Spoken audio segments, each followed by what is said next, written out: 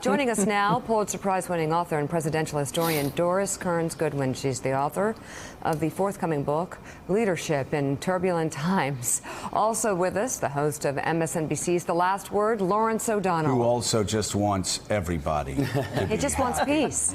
And political reporter for The Washington Post, moderator of Washington Week on PBS, Robert Costa. Good to have you all on board this morning. We've been fact-checking the president in real time.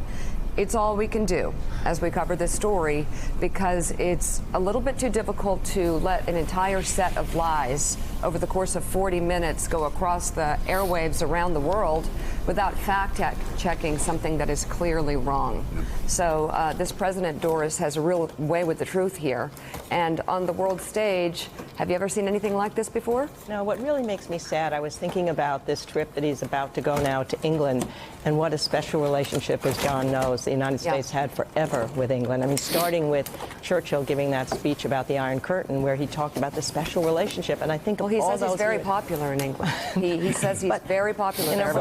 Fact check, what really 11%. means is trust. What really means is you establish a relationship so that, like when Churchill and Roosevelt are together, they say, it's fun to be in the same decade with you. I wish I could be with you all the time. When Roosevelt dies and Churchill says, I don't know what I'm going to do without that man. He's the truest, farthest vision of anybody. And that relationship cemented Lend-Lease, where we did do things and gave a lot of things to a lot of people, and it won the war. Russia was first our adversary and then became our friend. Things move around. Do you remember, John, when supposedly when Churchill had to explain why suddenly he was for Russia? Because Germany had invaded Russia. So he said, if Germany invaded hell, I'd have to say a good word about the devil. So adversaries and allies get along together.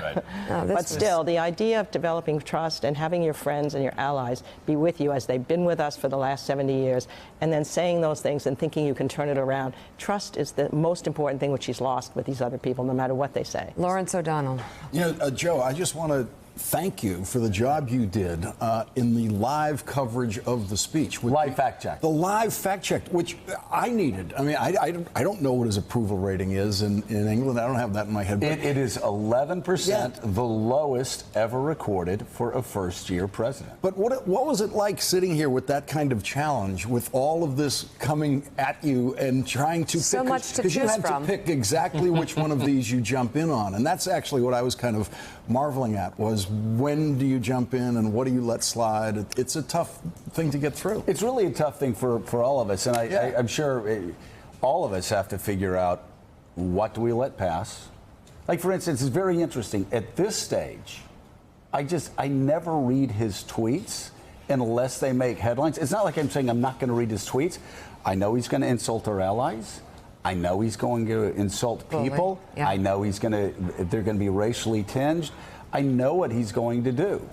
And I think it's just it's our responsibility to sift through and figure out what matters. And also just how easily he lies. They love me in Britain. No, they actually loathe you. There's the balloon with the Trump baby flying over. If you hadn't done that, right, we would then have to be replaying every bit of this tape after the fact, trying to catch up with 40 minutes of this material. I mean, the way you did it is the only way that makes any sense to me. I think actually, Willie, we all should try to figure out how to do this in real time, where we don't interfere with the news that comes out of the press conference, but we do get people the real facts in real time. Because if he gets a 40-minute block, that's how he succeeds. It's one lie on top of another lie on top of another lie on top of another lie.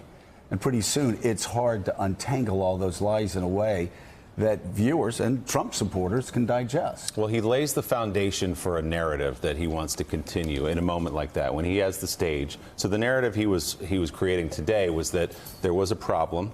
He came in, he beat everybody up, he walked out solving it, and now NATO, he says, is a fine-tuned machine. Well, that's not true. He's telling a story that's not true. So before that foundation can set, before the concrete can set, you've got to pick it apart so that the people watching the show, the people of the country, understand why it's so shaky. You know, Bob Costa, it seems every time you come on the show, I ask what Republicans on the Hill are going to do about the latest I don't know what to call it, just aberration that comes from the White House on policy or the latest misstatement from the president. But I must say, over the past few days, Republicans on the Hill have actually come out in steadfast support for our NATO alliance. We've also seen the Secretary of State do the same. Of course, Secretary of State Mattis said when Donald Trump was attacking NATO in the past, NATO was so important that if there weren't a NATO, we would have to create one. So it does seem in this one area, almost all of Washington is standing shoulder to shoulder with our allies instead of the president.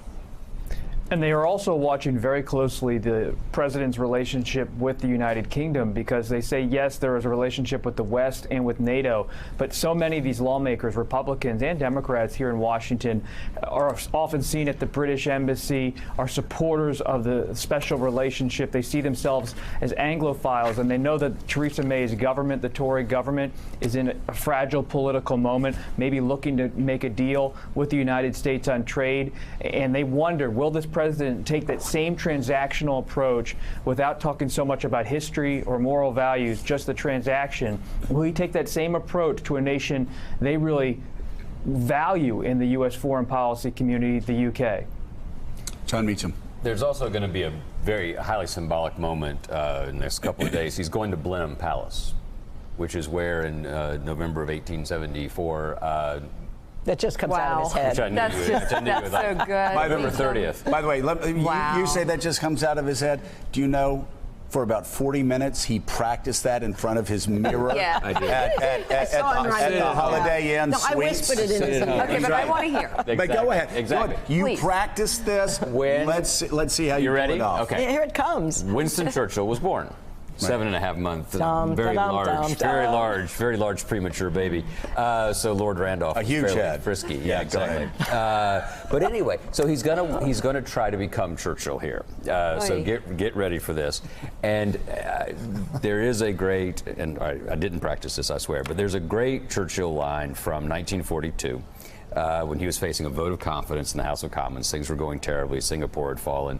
And Churchill lays out the importance of truth, to go to Lawrence's point, in politics. He said, the British people can face any misfortune with fortitude and buoyancy as long as they are convinced that those who are in charge of their affairs are not deceiving them or are not themselves dwelling in a fool's paradise. Mm-hmm. It's a two-pronged test. Right. He's not lying to us, and he's not lying to himself. Right. Trump fails both those. Well, Yes, he and does. I do believe people talk as if this fever that we're going through is going to last. I don't believe it will. And I do believe at the end of the day, it will be his inability to tell the truth to the American people and himself that will bring him down politically. Do you know, Joe, we have a certain miniature narrative that you presented today about what he said and what's actually true. That's the larger problem that I think the country has to fight right now. The narrative that's being presented about what's happening with the Supreme Court, what's happening with the last 50 years of social justice, what's going on in the country right now, unless that narrative is countered, the one that he's giving the people, then we really do have a problem. Public sentiment is everything in this country. Mm-hmm. As Lincoln said, with public sentiment, you have everything. Without it, you have nothing. And the narrative has to be rewritten by the people who are against Trump right now. And he's winning the narrative in a lot of ways. Thanks for checking out MSNBC on YouTube, and make sure you subscribe to stay up to date on the day's biggest stories. And you can click on any of the videos around us to watch more from Morning Joe and MSNBC. Thanks so much for watching.